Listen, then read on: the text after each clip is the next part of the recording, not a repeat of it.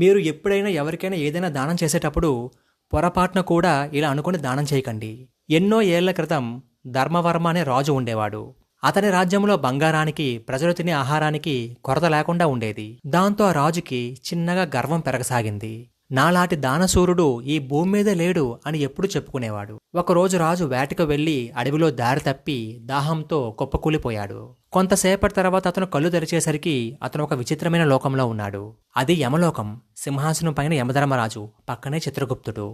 అప్పుడా రాజు భయంతో, ఓ ప్రభు, నేను చనిపోయానా అని అడిగాడు.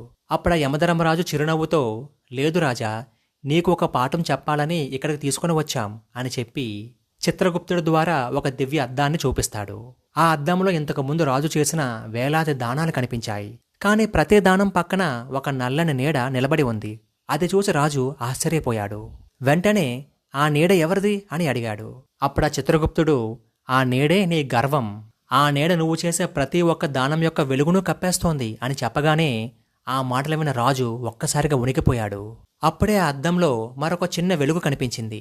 ఒకరోజు మహారాజు మారువేషంలో ఉన్నప్పుడు ఆకలితో ఉన్న ఒక చిన్నారికి తన భోజనాన్ని ఇచ్చిన సంఘటన. ఆ దానాన్ని ఎవరూ చూడలేదు, ఎవరూ పొగడలేదు. కాని ఆ ఒక్క దానం సూర్యుడిలా ప్రకాశిస్తోంది. అది చూసిన రాజు ఆశ్చర్యంతో ఇలా అడిగాడు, నేను చేసిన ఎన్నో పెద్ద పెద్ద దానాల కంటే ఈ చిన్న దానం ఎందుకు అంత పెద్ద గొప్ప వెలుగులా కనిపిస్తోంది అని అడిగాడు. అప్పుడా యమధర్మరాజు చాలా ప్రశాంతంగా, ఆ రోజు నువ్వు రాజువు కాదు, ఒక మనిషివి. ప్రతిఫలం ఆశించకుండా చేసే చిన్న సాయం పేరు కోసం చేసే 1000 దానాల కన్నా చాలా గొప్పది అని చెప్తాడు. అది విన్న రాజు కళ్ళలో నీళ్లు తిరిగాయి. మహాప్రభు, నాకు ఒక్క అవకాశం ఇవ్వండి అని అడిగాడు.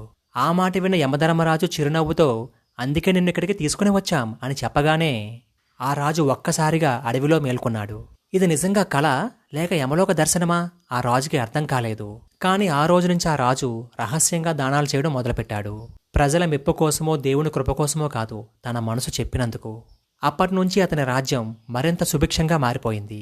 యమధర్మరాజు కర్మను బట్టే ఫలితాన్ని ఇస్తాడని హిందూ ధర్మం చెబుతోంది. ఈ కథ మనకు చెప్పే సందేశం ఒక్కటే, దానం యొక్క గొప్పతనం దాని పరిమాణంలో కాదు, దాని వెనక ఉన్న నిస్వార్థ హృదయంలో ఉందని. మరి మీరేమంటారు? అవునంటారా, కాదంటారా? మీ అభిప్రాయాన్ని కామెంట్లో తెలియజేయండి.